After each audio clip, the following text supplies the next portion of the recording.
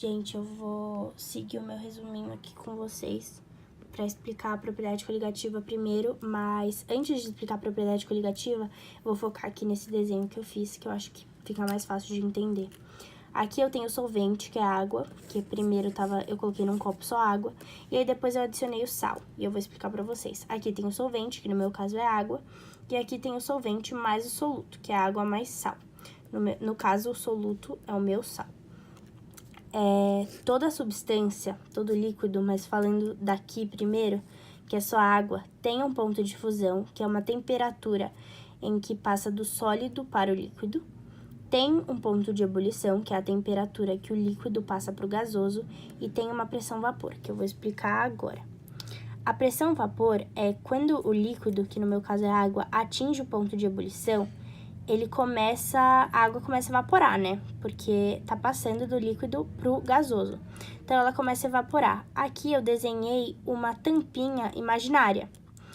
Quando a água começa a evaporar, as partículas vêm pra cá. E isso aqui, essa quantidade de partícula, na verdade, exerce uma pressão, que essa é a pressão-vapor. Então, a pressão-vapor tá aqui, ó. É a pressão que as partículas fazem depois que elas começaram a evaporar. Então, toda substância tem um ponto de fusão, um ponto de ebulição e uma pressão-vapor naturalmente, sem eu colocar no fogo, sem eu colocar no congelador, nada. Elas têm essas temperaturas e essa pressão naturalmente. Aí, o que aconteceu? Aqui eu tinha só a água, e aí eu decidi colocar sal na minha água. Peguei o sal e coloquei na água. O que aconteceu? O meu ponto de fusão, o meu ponto de ebulição e minha pressão-vapor mudaram depois que eu coloquei o sal. Elas se alteraram. E a propriedade coligativa é exatamente isso, é essa alteração da água pura com o soluto. Então, propriedade coligativa são alterações provocadas por um soluto em um líquido, mudando o ponto de fusão, o ponto de ebulição e a pressão-vapor. Como eu já tinha falado, isso aqui, o ponto de fusão, o ponto de ebulição e a pressão-vapor, acontecem naturalmente. Mas tem como a gente acelerar esse processo. E isso, como a gente acelera? Por exemplo, com a fervura. O que é a fervura? Acontece quando a pressão de vapor se iguala à pressão atmosférica. Ou seja, a gente tem aqui a água e ela está evaporando e aqui é a pressão-vapor. Para ferver, o que tem que acontecer? Essa pressão aqui, pressão do vapor, tem que se igualar à pressão atmosférica. Ela não pediu para fazer conta, mas vocês têm que saber que a pressão daqui, que é a pressão do vapor, tem que ser igual à pressão atmosférica para ela ferver. Se a pressão vapor for maior, não vai ferver, e se a pressão atmosférica for maior que a do vapor, não vai ferver também. Então, você tem que saber isso. Pressão máxima do vapor é igual à pressão atmosférica para ferver. Também o que eu tinha esquecido de falar, que essas propriedades coligativas, essa alteração no ponto de fusão, ponto de ebulição e na pressão-vapor, elas acontecem independente de qual soluto você coloca, ou seja, eu posso colocar pó, areia, sal, ela só depende da quantidade de soluto. Então, o tipo de soluto não interessa, o que interessa é a quantidade. Mas é isso, voltando aqui para a fervura, é quando a pressão máxima do vapor se iguala à pressão atmosférica. Aí, eu trouxe aqui um desenho para exemplificar, tipo, como isso é usado, tipo, na atualidade, que eu acho que a professora vai perguntar. Aqui, ó, eu desenhei Santos, que é bem baixinho, São Paulo, que é mais alto, e Campos do Jordão. Santos é mais quente, São Paulo médio e Campos do Jordão mais frio, pela altura. Aí, você tem que saber que a pressão atmosférica aqui, dá para perceber que ela é bem maior do que em São Paulo e muito, muito maior do que em Campos.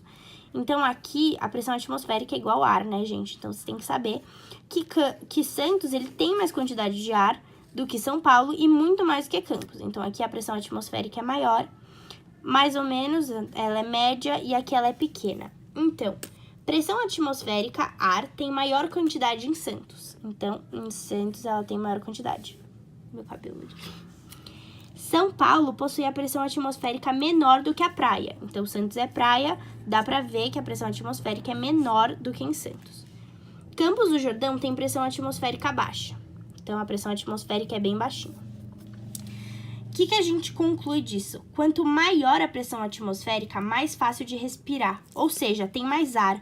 Então, até os idosos, eles tendem a mudar para praia porque é mais fácil de respirar na praia. Então, porque a pressão atmosférica é maior. E aí, um fato que sempre tem, por que jogador de futebol vai antes para lugar mais alto, é isso, porque os jogadores de futebol possuem dificuldade de jogar em locais altos. Por quê? Porque a pressão atmosférica é menor, então eles sentem muito mais falta de ar. Então, eles têm que chegar mais cedo e tal, pra acostumar. Vem Hexa, clima de Copa, jogador de futebol. Aí, agora, eu vou dar um exemplo, que até foi um exercício que ela fez, mas é um exercício, é baseado no exercício que ela fez, mas é um exercício meu. A gente tem 3 pessoas que moram em 3 lugares diferentes. Neymar, vem Hexa, mora em Santos. A Júlia, euzinha, mora em São Paulo. E o João mora em Campos do Jordão. São essas 3 pessoas. Essas 3 pessoas estão com fome e querem comer macarrão. E elas estão com muita fome e querem comer rápido. A questão é, qual água irá ferver primeiro? Essa é a questão. Então, o Neymar colocou a panelinha dele pra ferver, a Júlia colocou a panelinha dela com água pra ferver e o João colocou a panelinha dele pra ferver. Qual água que vai ferver primeiro?